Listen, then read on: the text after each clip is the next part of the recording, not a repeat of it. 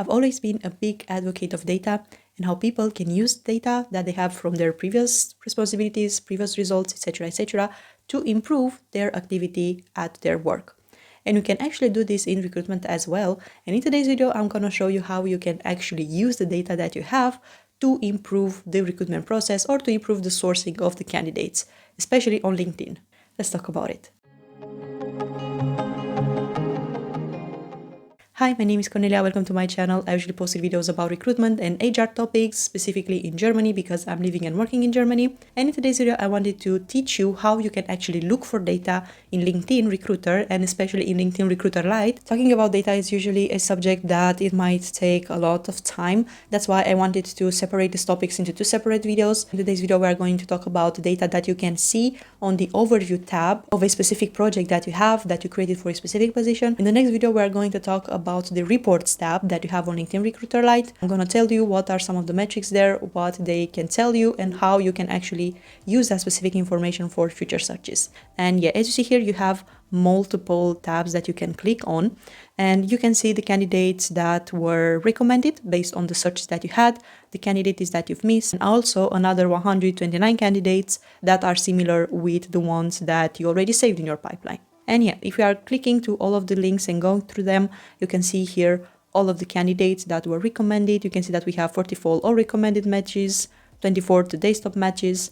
Also, if we are going to all of the candidates that we missed, we can see here that we can go through all of these candidates and save them manually to our project.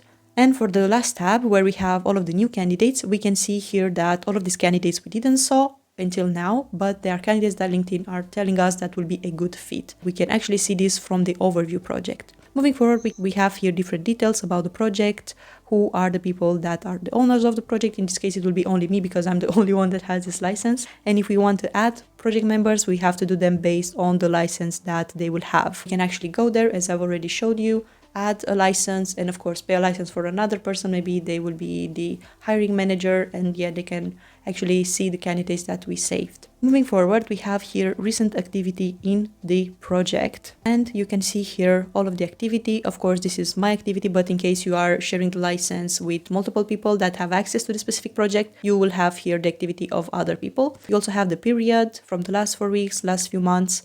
And also you see here what were the activities that I did in the last 1 week, 2 weeks, etc.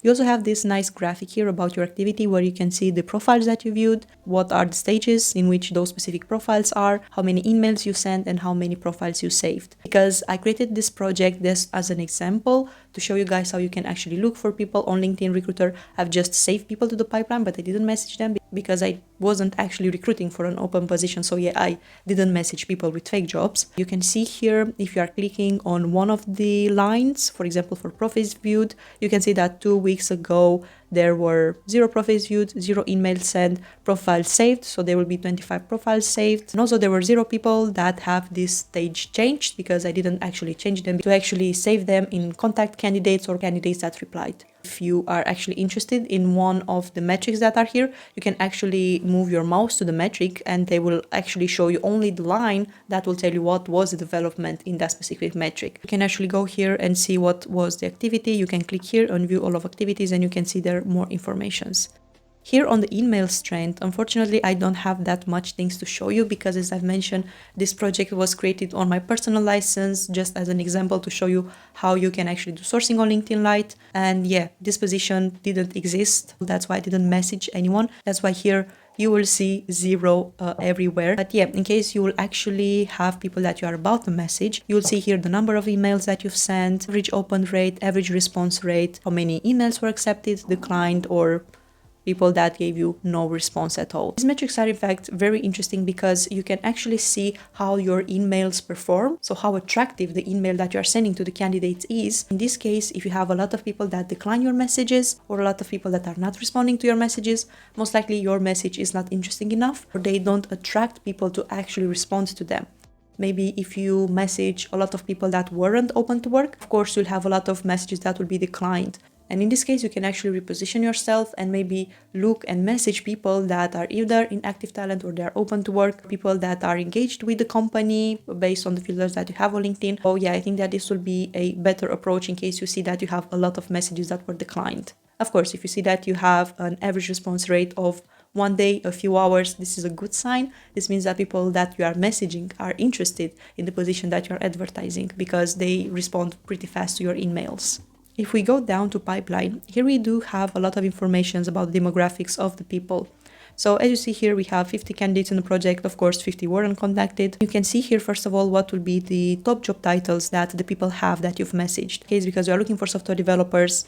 Most of them are software developers, or they had this name in the title that they are working at the moment. You can also see here the number of years of experience of people that you saved to your project. And yeah, as you see here, most of the people have more than 10 years. And what is very interesting here is that you can actually click on the specific metrics and LinkedIn will show you all of the people that fit this criteria from all of the profiles that you saved in your project. This is very useful, especially if the initial requirements were a bit large. So let's say that the hiring manager told you that they are open for someone that has between 4 and 10 years of experience, but in the middle of the recruitment process, they changed their mind and they mentioned that they would like someone that is more senior. You can actually go here, click on the people that you already saved in your project, and you will ask LinkedIn to actually select only the ones that have more than 10 years of experience. Another interesting feature is this location tab, where you can actually see the locations of where the people are, the one that you saved in your project. Then you have here the top companies.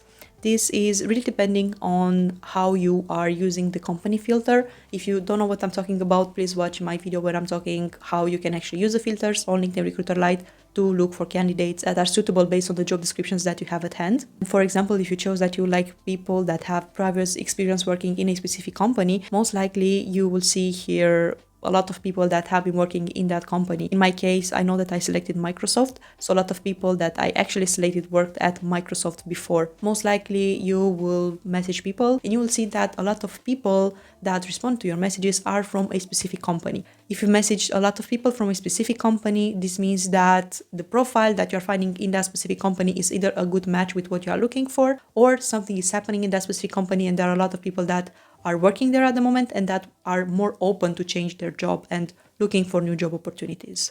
The next field here are top skills. This is a very interesting one because it will show you what are the skills that all of the people have. In our case, because we are looking for C++ developers, we actually looked for this kind of skills in the filter sections when we did our candidate search and we completed all of the filters there. So yeah, as you see, most of the people have C++, which is of course the skills that is needed for the specific position. And what is very interesting is that you can actually click on this matrix and you'll have all of the people that you saved in the project that have that specific skill written on their profile. Let's say that in the middle of the recruitment process, the stakeholder mentioned that he actually wants that all of the employees to have Amazon Web Services. You can actually click on this metric and LinkedIn will show you all of the people that you saved that have Amazon Web Services written on their profile. In this overview tab of the project is the metric of how many people you saved in the project that were females versus males.